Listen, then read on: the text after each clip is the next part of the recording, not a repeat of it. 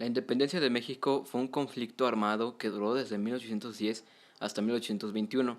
Inició con el Grito de Dolores y finalizó con la entrada del ejército trigarante a la Ciudad de México.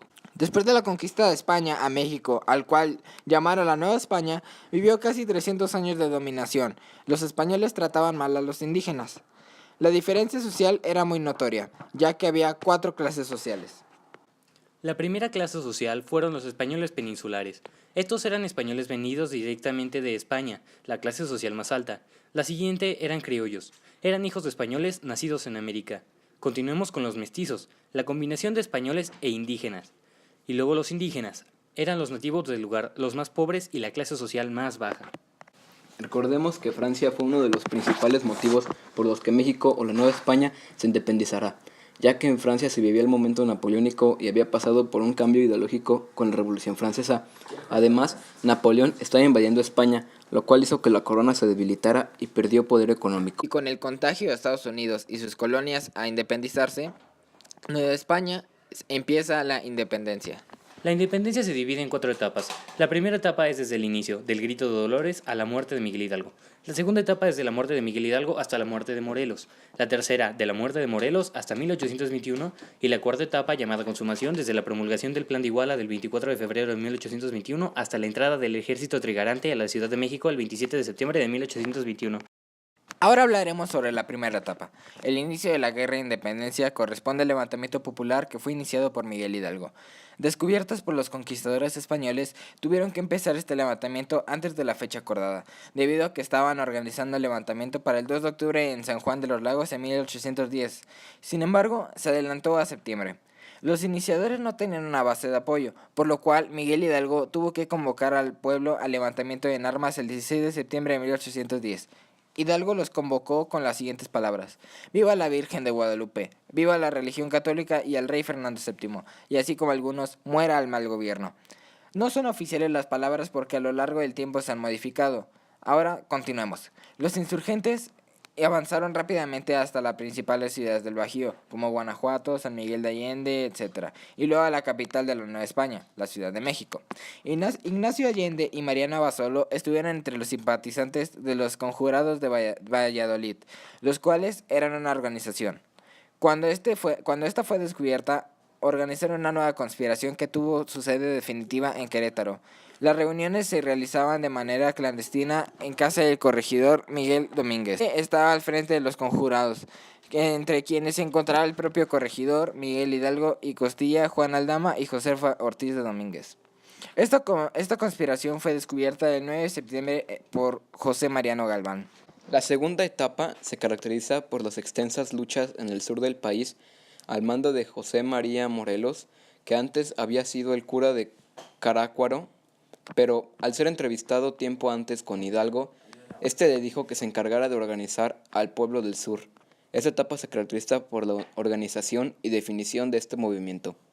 Se le unieron los hermanos Juan, José y Hermenegildo Galeana, que contaban con mucha popularidad, tierras y conocimiento. José María Morelos y Pavón comienza a tener victorias en el sur y el centro del territorio nacional.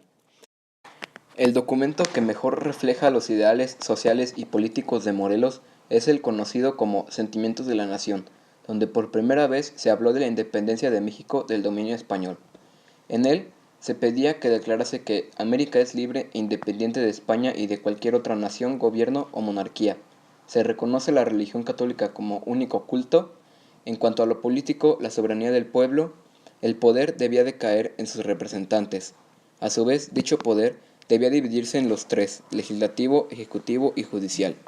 Morelos fue derrotado en Valladolid y los realistas penetraron el sur. Morelos fue hecho prisionero y fusilado el 22 de diciembre de 1815 en San Cristóbal, Ecatepec. Con su muerte finaliza la segunda etapa. Continuemos con la tercera etapa. Tras la muerte de Morelos se inicia una época de decadencia de la lucha, ya que carecía de la unión de los principales líderes. En la Constitución Española de Cádiz se había incluido los principios liberales como parte de sus postulados, pero al regresar Fernando VII al poder, suprimió la Constitución en 1814. Los insurgentes, en lugar de atacar, prefirieron replegarse a los fuertes y organizar solamente la resistencia. Mientras tanto, Guerrero comenzó su lucha en el sur utilizando la famosa guerra de guerrillas.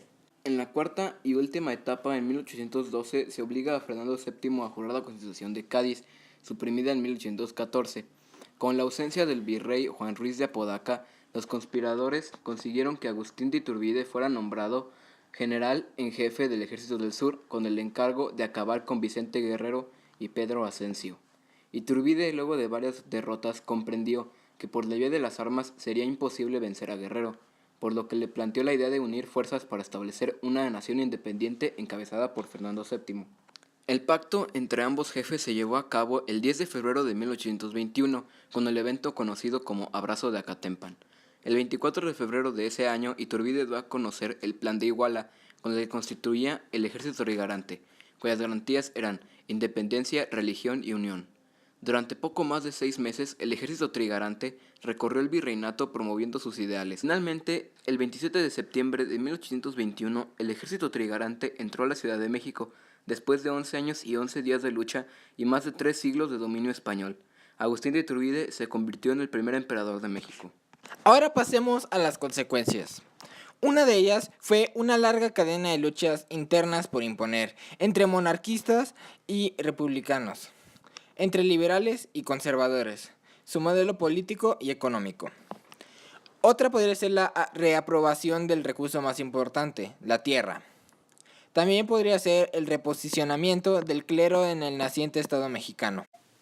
Una consecuencia geopolítica es que después de la lucha, México estaba en desorden y tenía deudas con países como Francia y Estados Unidos, lo que generó después invasiones de estos países e intentos de reconquista española. El estado del mundo a finales del siglo XIX en cuanto a lo político, los países querían demostrar que estaban encima de otros. En este siglo se creó una nueva forma de imperialismo.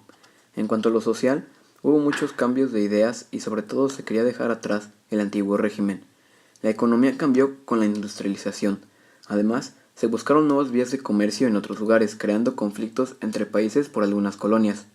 En los estados abordados, las similitudes políticas eran que la mayoría cambió su forma de gobierno de una monarquía absoluta a democracias y repúblicas. En lo económico, las similitudes son la industrialización y la búsqueda de nuevas vías de comercio. Las diferencias en lo político son las diferentes formas en las que los países gobernaban, sus leyes y la forma de organizar sus colonias y vías de comercio. En lo económico son que algunos países exportaban más, otros importaban y otros controlaban las vías de comercio, cobrando por pasar por sus fronteras.